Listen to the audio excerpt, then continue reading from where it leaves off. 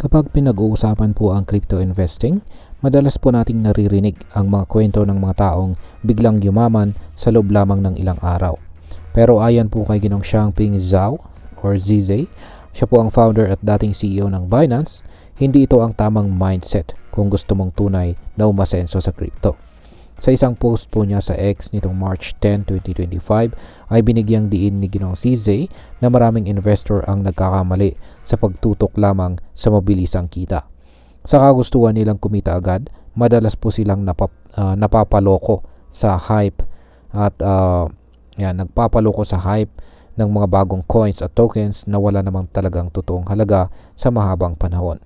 Pero ayon po kay Ginong CZ, ang tunay na kayamanan sa crypto ay hindi po nakukuha ng biglaan. Ito po ay binubuo ng dahan-dahan, may tiyaga at may matibay na plano. Kaya yan po ang siyang ating pag-uusapan sa video na ito. Pero bago po tayo magpatuloy ay pakibasa na lamang po ang disclaimer sa ibaba. Yan po siya, si Ginoong CZ or Xiangping Zhao, ang founder at dating CEO ng Binance. Yan nga, ano nga ba ang problema sa paghabol ng mga short-term gains sa crypto? Yan, dito po sa mundo ng crypto ay maraming investor ang tinatawag na degen or degenerate traders. Sila yung mga mahilig sumugal sa mga bagong crypto projects nang walang sapat na research. Ang iniisip lamang po nila ay ang posibilidad ng mabilisang kita. At ang problema, madalas ay mas marami ang nalulugi kaysa sa kumikita. Ayon po kay Ginong ZZ ay napapansin niya na marami ang gumagastos ng malaking halaga sa paghahanap ng mabilisang kita. Pero hindi nila naiintindihan ang malaking risk o panganib na kaakibat nito. Isang malinaw na halimbawa nito ay ang nangyaring pagbagsak ni Bitcoin mula po sa $86,000 pababa sa $80,052. Isang 6.91% drop sa loob lamang ng isang araw. Dahil dito ay maraming traders ang nalugi ng malaki, lalo na yung mga may short-term mindset na pumasok sa market nang walang mahabang plano. Ngayon ay ano po ang payo ni Ginoong CZ sa mga gustong yumaman sa crypto? Yan, ayon kay Ginoong CZ ay kung gusto mong tunay na umasenso sa crypto, dapat mong unahin ang mga project na may tunay na halaga at saka long-term vision. Ibig sabihin ay huwag ka lamang pong sumakay sa hype. Hanapin mo ang mga crypto projects na una ay may ethical team. Yan, meron pong mga developers na may magandang reputations at saka tunay na goal para sa industriya. Pangalawa ay may long-term na gamit.